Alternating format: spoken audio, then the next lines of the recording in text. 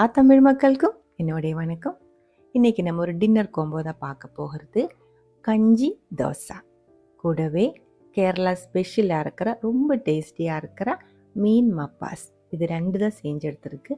இந்த மீன் மப்பாஸ் செய்யறதுக்கு கட்டியாக இருக்கிற முள் கம்மியாக இருக்கிற எந்த மீன் வேணாலும் எடுத்துக்கலாம். பெரிய சைஸ் மீன்.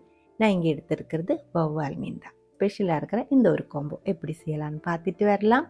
முதல்ல அரிசி மாவு ரெடி பண்ணுறதுக்காக அரிசி ஊற வச்சுக்கலாம். 1.5 கப் அளவுக்கு பச்சை அரிசி, இட்லி அரிசி கிடையாது, சாதாரணமாக இருக்கிற பச்சை அரிசி 1.5 கப் அளவுக்கு எடுத்துருக்கு.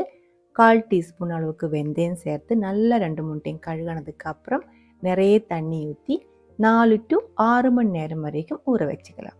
அதங்கே ஊறட்டும். அதுக்குள்ளே கஞ்சி ரெடி பண்ணி எடுத்துக்கலாம்.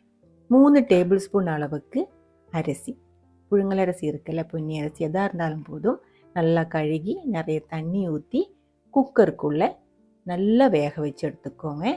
கஞ்சி ரெடியாக இருக்குது. இது இப்படியே செய்யணுன்ட்டு இல்லை, நம்ம சாதம் எல்லாம் செய்யும்போது கொஞ்சம் கஞ்சி எடுத்து மாற்றி வச்சாலும் போதும். கஞ்சி தண்ணியோட 1 கப் அளவுக்கு 1.25 கப் அளவுக்கு வரைக்கும் நம்ம கஞ்சி எடுத்துக்கலாம். கஞ்சி எடுக்கும்போது ரொம்ப அதிகமாக தண்ணி இல்லாமல் இந்த சாதத்தோட லெவலுக்கு திக்காக இருக்கிற, நல்லா கட்டியாக இருக்கிற, நல்லா வெந்து கிடச்சிருக்கிற கஞ்சி எடுக்கிறதுக்கு பாருங்கள்.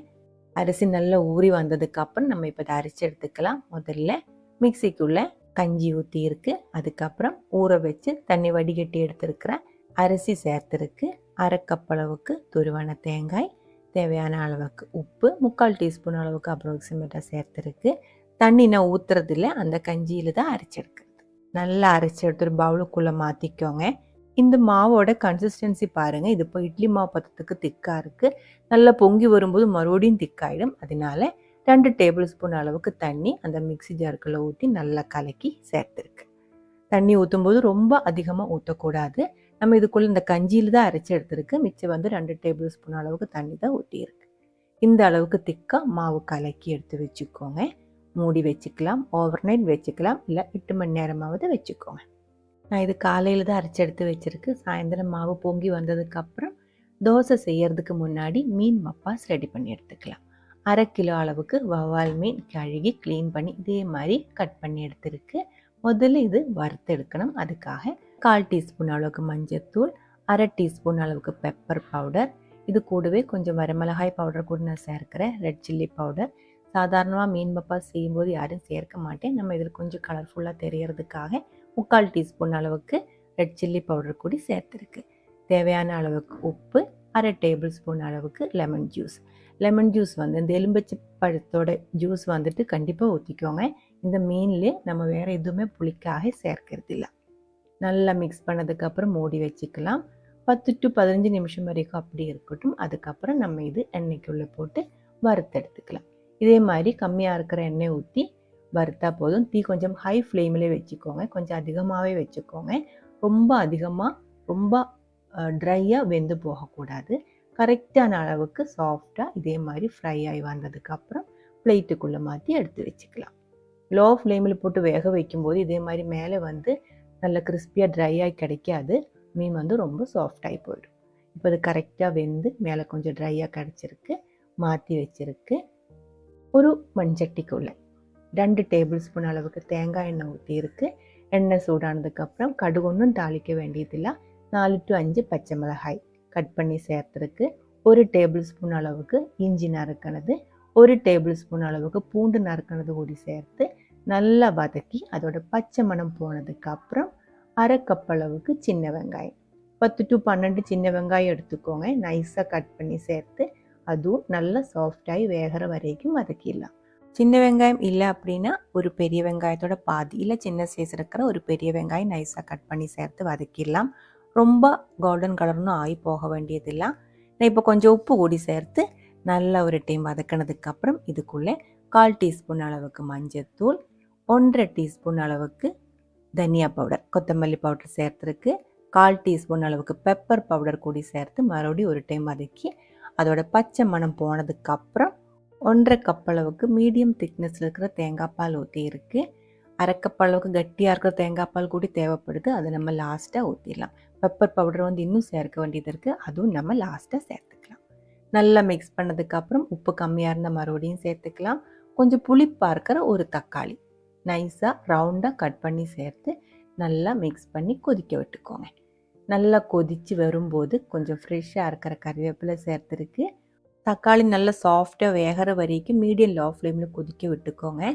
தக்காளி நல்லா வெந்ததுக்கப்புறம் தீ கம்மி பண்ணி வச்சு நம்ம வறுத்து எடுத்து வச்சுருக்கிற மீன் அதுக்குள்ளே மெதுவாக சேர்த்து அந்த கிரேவிக்குள்ளே மெதுவாக அமர்த்தி விட்டுக்கோங்க. அதுக்கப்புறம் நம்ம கலக்கி எடுத்து வச்சுருக்கிற திக்காக இருக்கிற நல்லா கட்டியாக இருக்கிற தேங்காய் பால் 1/2 கப் அளவுக்கு இந்த மீனுக்கு மேலே ஊற்றிக்கோங்க. இதுக்கப்புறம் நம்ம ரொம்ப நேரம் கொதிக்க விட வேண்டியதில்லை. இன்னும் சேர்க்க போகிற இன்க்ரீடியன்ஸ் வந்து ஒன்றா சீக்கிரம் சேர்த்து நல்லா அமர்த்தி விட்டு ஒரு டைம் கலக்கி உடனே தீ ஆஃப் பண்ணிடலாம். நான் இப்போ 1/2 கப் அளவுக்கு கட்டியாக இருக்கிற தேங்காய் பால் ஊற்றி கொஞ்சம் ஃப்ரெஷ்ஷாக இருக்கிற கருவேப்பிலை மறுபடியும் போட்டுருக்கு. நல்ல ஒரு டைம் அந்த தேங்காய் பாலுக்குள்ளே அந்த மீனெல்லாம் அமர்த்தி விட்டு ஸ்லைஸ் பண்ணி எடுத்து வச்சுருக்கிற பச்சையாக இருக்கிற தக்காளி 2-3 பீஸ் போட்டிருக்கு. 1 டேபிள் ஸ்பூன் அளவுக்கு பச்சையாக இருக்கிற தேங்காய் எண்ணெய் கூடி ஊற்றியிருக்கு. 1/2 டீஸ்பூன் அளவுக்கு பெப்பர் பவுடர், மறுபடியும் கொஞ்சம் ஃப்ரெஷ்ஷாக இருக்கிற கருவேப்பிலை கூடி கம்மியாக இருக்குன்னு தோணுறதுனால சேர்த்துருக்கு. அவ்வளவுதான். மெதுவாக ஒரு டைம் அமர்த்தி விட்டதுக்கப்புறம் கொதிக்க விட வேண்டியதில்லை. உடனே தீ ஆஃப் பண்ணிடலாம். அந்த ஃப்ரெஷ்ஷாக இருக்கிற பெப்பரோட அந்த மிளகோட டேஸ்ட்டு மனம் எதுவும் போகக்கூடாது. தீ ஆஃப் பண்ணிட்டேன். ஆறும்போது இந்த ஒரு கிரேவி வந்து நல்லா கட்டியாக கிடச்சி நல்லா திக்காக இருக்கிற ஒரு கிரேவியாக இருக்கும். மைல்டாக இருக்கிற டேஸ்ட்டாக இருக்குது. அதனாலே சப்பாத்தி, பரோட்டா, அப்பம், புட்டு, இடியப்பம், அதே மாதிரி தோசை இது கூட எல்லாம் சாப்பிட்றதுக்கு தான் நல்லா டேஸ்ட்டாக இருக்கும். காரம் புளிப்பெல்லாம் கம்மியாக இருக்கிறதுனால சாதம் கூட அந்த அளவுக்கு நல்லா இருக்காது. பாருங்கள், அதுக்குள்ளே நம்ம மாவு வந்து நல்லா பொங்கி வந்திருக்கு. இதுக்குள்ளே நிறையா இருக்குது. மெதுவாக கலக்கி விட்டதுக்கப்புறம் உடனே தோசை செய்ய ஆரம்பிச்சுக்கலாம்.